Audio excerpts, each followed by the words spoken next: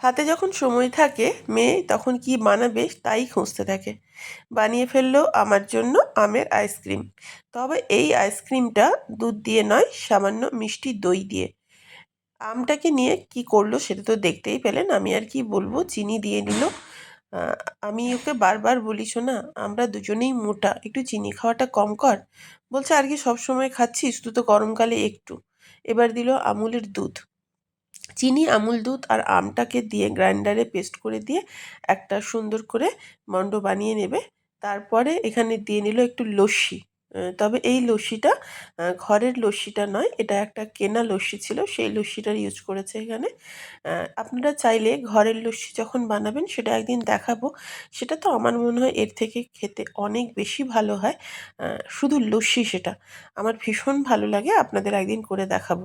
তারপর এটা দিয়ে উপর থেকে দিয়ে নেবে একটুখানি বরফ, বরফ বেশি ছিল না। তারপর যে মিক্সারটা করেছিল সেই মিক্সটা এর মধ্যে দিয়ে ভালো করে গুলিয়ে নেবে।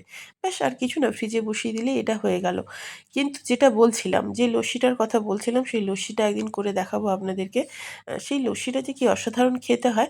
আমি তো ভেবেছিলাম এটা খেতে ভালো হবে না, কিন্তু পরে দেখলাম ওরে বাবা, কি সুন্দর তো লাগছে। যেই ফ্রিজে ঢুকে গেছে, যেই একটু ঠান্ডা হয়ে গেছে, আমার তো ভীষণ ভালো লাগলো। একদম সহজে চটজলদি হয়ে গেল, খেতেও কিন্তু ভালোই।